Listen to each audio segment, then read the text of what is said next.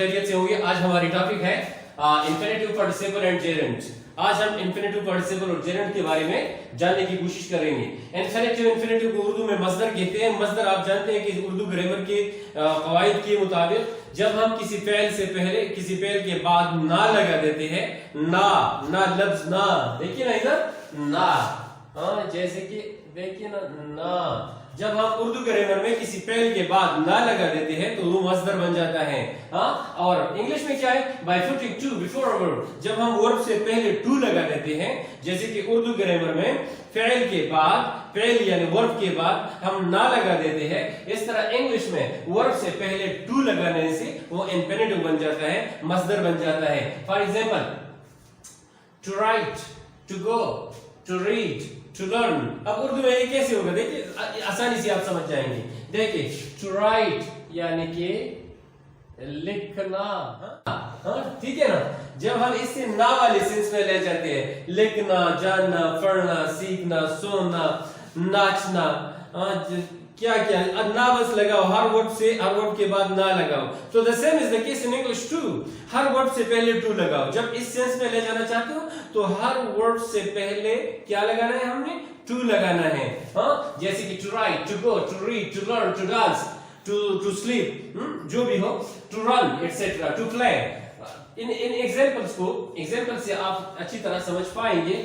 But एक बात याद जहन में रख दीजिएगा कि इसको यानी इंफिनिटिव बनाने के लिए इसको ज़बानी की जरूरत नहीं रहती, नंबर यानी तादाद की जरूरत नहीं रहती।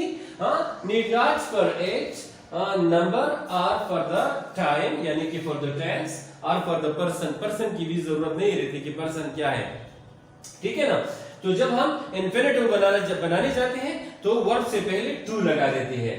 अच्छा, no other words between to and first form of the verb, first form of the verb. अच्छा, और ये इंफिनिटिव के से पहले यानी वर्ब से पहले जब हम टू लगा देते हैं तो ये वर्ब की प्रेजेंट फॉर्म होती है, हमेशा ये वर्ब की प्रेजेंट फॉर्म होती है, ये याद रखना। तो जब इंफिनिटिव हम किसी जुमले में बनाने जा रहे होते हैं, एट दैट टाइम टू और वर्ब के दरमियान में कोई और लफ्ज नहीं लगाना है हमने। अगर टू और वर्ब के दरमियान तुम किसी और वर्ड को ऐड करोगे तो इंफिनिटिव नहीं होगा, वो जुमला गलत हो जाएगा। For example look at here, I want you to leave please, यानी मैं चाहता हूं कि आप इधर से चले जाएं, मैं चाहता हूं कि आप रुखसत हो जाए, मैं चाहता हूं कि आप हमें छोड़कर चले जाए, जाओ। Okay, so I want you to leave please, साथ में प्लीज भी लगा दिया। I want you to leave please, ये सही फॉर्म है। यहां पर टू लिव, देखिए ना इस जुमले में to live, I want you to live please, to live verb से पहले टू लगाया। इस जुमले में क्या है इस जुमले में, इंफिनिटिव है यानी जाना। मैं चाहता हूं, मैं आपके लिए, मैं मेहरबानी करके मैं आपके लिए चाहता हूं, आपके लिए जाना चाहता हूं, यानी आप जाए। Okay, I want you to please live. आप देखिए लिव और टू, ये लिव है, देखिए वर्ब की प्रेजेंट फॉर्म है, और यहाँ पर ये टू है। तो इंफिनिटिव टू और वर्ब प्रेजेंट फॉर्म के दरमियान प्लीज दरमियान में लगा दिया, तो ये जुमला इनकरेक्ट है क्योंकि ये इंफिनिटिव नहीं रहा। I want you please to live, इस तरह भी हो सकता है। आखिर में यहाँ पर प्लीज, ठीक है ना, I want you to live please, या I want you please to live, तो यहाँ पर भी live और to के दरमियान में कोई अदर वर्ड नहीं रहा, लिहाजा ये जुमला अपने करेक्ट फॉर्म में है, ये जुमला पहले वाला जुमला भी अपने करेक्ट फॉर्म में है, और ये सेंटर वाला जुमला ये इनकरेक्ट है। The same is the case here in the next example. She asked me to help her kindly. She asked me, उसने मुझे मदद करना यानी मदद करने के लिए कहा, मेहरबानी करके मेरे साथ मदद करे। तो उसने मुझे मदद करने के लिए कहा। सो देखिए इधर टू हेल्प, तो टू हेल्प से पहले टू, तो मदद करना, हेल्प से पहले टू, मदद करना, यहाँ लीव से पहले टू, छोड़ना, जाना।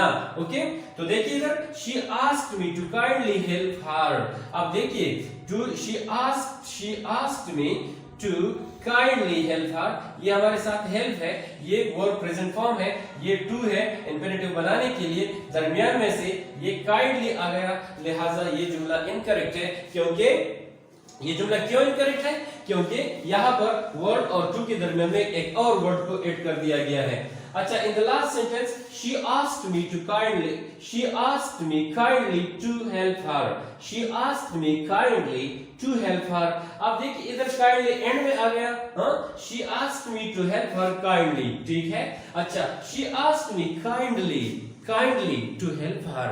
ये जुमला भी ठीक है. Kindly, इससे पहले यानी इंफिनिटिव से पहले चला गया, लेकिन to इंफिनिटिव और help प्रेजेंट फॉर्म आप दोनों एक साथ आ गए. लिहाजा ये जुमला भी करेक्ट है और ये जुमला भी करेक्ट है, जबकि ये सेंटर वाला जुमला इनकरेक्ट है, क्योंकि to इंफिनिटिव और to इंफिनिटिव के दरमियान में क्या आ गया, यानी present form of the word और to के दरमियान में एक दूसरा वर्ड आने से जुमला गलत हो जाता है. ठीक है. अब कुछ प्रिंसिपल वर्ड्स ऐसे हैं जहां पर खुफिया यानी वहां पर टू को हज़फ किया जाता है. टू को हज़फ करके अंदर उसमें होता है टू, उसकी मुराद में, उसकी मकसद में, उसके मतलब में अंदर टू होता है, लेकिन लिखने में नहीं आता, जबकि उसके मतलब से टू निकल जाता है. वो उनको प्रिंसिपल कुछ प्रिंसिपल वर्ड्स हैं. देखिए फॉर एग्जांपल चंद एक मैंने इधर लिख दिए, बहुत सारे हैं. Bite, behold, let, make, need, see, had rather, had better. Bite, behold, let, make, need, see, had rather, had better. अब इन जुमलों में देखिएगा, did you see the baby sleep carefully? आप किसी से कहते हैं did you see the baby sleep carefully? अब did you see the baby sleep? Did you see the baby sleep? इसमें से खुफिया अंदर इसमें टू है, लेकिन लिखने में दिखाई नहीं दे रहा. यानी कि इसका मतलब क्या है, did you see the baby sleep, यानी कि did you see the baby to sleep carefully? देखिए अब इधर है ना to sleep, लेकिन इधर लिखा नहीं गया, क्योंकि यहाँ पर एक प्रिंसिपल वर्ड यूज हुआ है और इस प्रिंसिपल वर्ड के साथ हम टू को जुमले में इस्तेमाल नहीं कर सकते, मतलब उसका लिया जा सकता है. You had better go home. अब देखिए ना, you had better to go home, लेकिन टू को लिखा नहीं. You had better go home. अच्छा, ये है तुम्हारे लिए घर जाना अच्छा है. इस जुमले का मतलब तो ये है ना, तुम्हारे लिए घर जाना अच्छा है. अच्छा, I need not send him a letter. Not दोबारा लिखा किया, sorry for. I need not send him a letter. मुझे उसको खत भेजने की जरूरत नहीं है. तो भेजना, इसका मतलब ये हुआ कि यहाँ सेंड से पहले टू मौजूद है, लेकिन वो नजर नहीं आ रहा, वो खुफिया है. इसका मतलब है कि I need not to send him a letter. क्योंकि ये send हमारे साथ प्रिंसिपल वर्ब है, इसके साथ हम to send यानी to नहीं लगा सकते, क्योंकि ये प्रिंसिपल वर्ब है. तो ये चंद प्रिंसिपल वर्ड्स है जिनसे पहले हम to को नहीं लगाते, लेकिन वो होते हैं इंफिनिटिव. उसका मतलब होता है इंफिनिटिव, यानी ना उसके उर्दू ट्रांसलेशन में ना फिर आ जाता है. ing after a verb we make participle. Participle क्या होता है? पार्टिसिपल जब हम किसी वर्ब के आखिर में, किसी वर्ब के बाद आफ्टर अ वर्ब हम ing लगा दे, तो इसको हम पार्टिसिपल कहते हैं. इसको हम ing फॉर्म भी कहते हैं, प्रेजेंट पार्टिसिपल भी कहते हैं. जब हम किसी भी वर्ब के साथ ing लगा देते हैं तो उससे क्या बन जाता है? उससे पार्टिसिपल बन जाता है. पार्टिसिपल बनाने के लिए हमें वर्ब के आखिर में ing लगाना होता है. और ये जो प्रेजेंट पार्टिसिपल या पार्टिसिपल हमारे साथ होता है, इसको हम बतौर एडजेक्टिव यूज करते हैं. बतौर एडजेक्टिव इस तरह के as an adjective ing form या प्रेजेंट पार्टिसिपल हम टेंसेस के लिए यूज करते हैं. आगे इंशाल्लाह टेंसेस में आएगा, आप समझ जाएंगे कि प्रेजेंट पार्टिसिपल ने हमने कैसे यूज करना है. एक तो हम इसको पार्टिसिपल को यूज करते हैं टेंसेस में, या जमाने के लिए या टाइम के लिए यूज करते हैं मखसूस ऑक्सिलरीज के साथ. दूसरा, इस पार्टिसिपल को हम बतौर एडजेक्टिव भी यूज कर सकते हैं, जैसे कि यहाँ पर देखिए क्राइंग चाइल्ड, एक नाउन के साथ बतौर एडजेक्टिव यूज करते हैं. चाइल्ड यहाँ नाउन है, बॉय यहाँ नाउन है, क्राइंग क्राई, अगर क्राई को हम कर दें तो फिर ये वर्ब हो जाता है. साथ में ing लगाया तो इस वर्ब से ing ने इस वर्ब के साथ लगने से इसको एडजेक्टिव में चेंज कर दिया.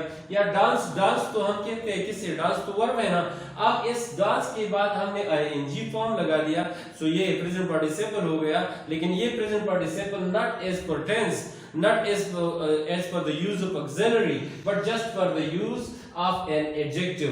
यहाँ पर एक नाउन से पहले डांसिंग आ गया, dancing boy, crying child, noun के साथ हम इसे यूज करें तो एडजेक्टिव हो जाता है। फ्लैंक प्लेयर खेलता खिलाड़ी, रनिंग कार दौड़ती दौड़ती गाड़ी मोटर कार।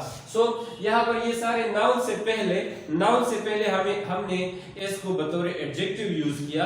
नाउन से पहले वर्ब के आखिर में आईएनजी लगाने से ये एडजेक्टिव हो जाता है, और बतौर प्रेजेंट पार्टिसिपल यूज करने से ये टेंस में यूज होता है, ये हमें जमाने का बताता है और ऑक्सिलरीज के साथ यूज होता है। We also can use past participle third form of the verb। past participle third form of the verb को कहते हैं, present participle ing form of the verb को कहते हैं। जब हम third form of the verb यानी पास्ट पार्टिसिपल से एडजेक्टिव बनाते हैं तो सम टाइम वो फिर यानी वो जमाने के लिए नहीं यूज होता, वो टेंस के लिए नहीं यूज होता, कंप्लीशन के लिए या परफेक्टनेस के लिए यूज नहीं होता, बट उधर वो बतौर एडजेक्टिव यूज होता है। For example broken art. अब देखिए ब्रोकन क्या है हमारे साथ, third form of the verb है ना, पास्ट पार्टिसिपल है। सो ब्रोकन, stolen and spoiled, ये सारे third forms of the verb है, पास्ट पार्टिसिपल्स है। तो इन पास्ट पार्टिसिपल्स को नाउन से पहले यूज किया गया। हार्ट नाउन है, पेन नाउन है, चाइल्ड नाउन है। इन नाउन से पहले हमने पास्ट पार्टिसिपल यूज किया तो ये क्या बन गया, ये एडजेक्टिव बन गया। जब हम पास्ट पार्टिसिपल को किसी नाउन से पहले यूज करते हैं तो वो एडजेक्टिव बन जाते हैं। जब हम प्रेजेंट पार्टिसिपल को किसी नाउन से पहले यूज करते हैं तो वो एडजेक्टिव बन जाता है। और जब हम पास्ट पार्टिसिपल या प्रेजेंट पार्टिसिपल को जमाने के लिए यूज करते हैं तो वो फिर क्या बन जाता है, प्रेजेंट पार्टिसिपल बन जाता है और वो पास्ट पार्टिसिपल बन जाता है। ये इसका ओके प्रिंसिपल क्या है, ये जो हमारे साथ पार्टिसिपल्स है is basically an adjective made of verb. ये जो पार्टिसिपल्स है ना, ये एडजेक्टिव्स है मेड ऑफ वर्ब्स है। वर्ब से बने हुए एडजेक्टिव्स होते हैं। ओके, अब जेरेंट से हमारा क्या मुराद है, जेरेंट कैसे बन जाते हैं और इसे हम क्यों यूज करते हैं। समटाइम हम ऐसा करते हैं कि हम वर्ब से नाउन बनाते हैं, बतौर नाउन एक वर्ब को यूज करते हैं, होता है वो बेसिकली वर्ब, लेकिन उसको हम बतौर नाउन यूज करते हैं, उससे मतलब हम इसम का ले लेते हैं, तो ऐसे को हम जेरेंट कहते हैं। We sometimes add ing at word to use it as noun, it is called gerund। Sometime हम ऐसा करते हैं कि हम वर्ब के एंड में ing लगा देते हैं।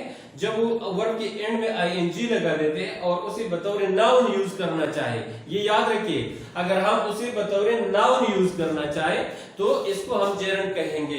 अगर हम उसको बतौर जमाने के बतौर टाइम यूज करना चाहे तो उसे हम फिर प्रेजेंट पार्टिसिपल कहेंगे, ठीक है ना। अगर हम उसे किसी नाउन से पहले यूज करना चाहे तो फिर हम उसे एडजेक्टिव कहते हैं, एडजेक्टिव कहेंगे, क्योंकि हमने बतौर एडजेक्टिव यूज कर दिया। अब वही वर्ब है, वही आईएनजी फॉर्म है, लेकिन इस्तेमाल करने का तरीका कि आप उसको किस सेट में लाना चाहते हैं। In which type of sentence do you want to use it, and what do you mean by using that type of participle? So by this participle, that this is called gerund। बस ये लफ्ज याद करें, जब हम present participle को बतौर noun use करें तो उसको हम gerunds कहते हैं। As like here in these examples, walking is good for health। Look at these examples, walking is good for health। walking, देखिए इधर बतौर नाउन यूज हुआ, walking। चहलकदमी करना एक नाउन क्या मतलब दे रहा है ना, एक नाउन के माने दे रहा है इधर। walking is good for health। This child is fond of riding a bicycle। A bicycle, so riding यहाँ पर riding क्या कि बतौर वर्ब यूज नहीं हुआ, ये बतौर जेरेंट यूज हुआ। और जब बतौर जेरेंट यूज हुआ तो ये हमें कौन से माने देते हैं, कौन सा वजाहत करता है, एक नाउन का वजाहत करता है, बतौर नाउन, बतौर इसम, बतौर नाम इस्तेमाल हो गया इस जुमले में। Aiza Khan is fond of acting को देखिए, एक्शन, एक्टिंग। अब acting, actress, actor, so act से एक्टिंग, तो यहाँ पर बतौर नाउन हमने यूज कर दिया इसे, यानी कि इसको हमने बतौर जेरेंट यूज किया। जब बतौर नाउन यूज करेंगे तो इसको हम जेरेंट्स कहते हैं। सो डियर फ्रेंड्स, ये चंद चीजें थे वर्क के मुतालिक। इंशाल्लाह नेक्स्ट वीडियो में आपसे दोबारा मुलाकात होगी। उम्मीद है आपको वीडियो पसंद आ गई होगी। कोशिश की हमने कि बहुत शॉर्ट जाए, तफसील में न जाए। अगर आपको वीडियो पसंद आ गई है तो लाइक कर दीजिए, शेयर कर दीजिए, और अगर आप नई है हमारे चैनल में तो काइंडली सब्सक्राइब करना न भूलिएगा। Thank you very much for being with me.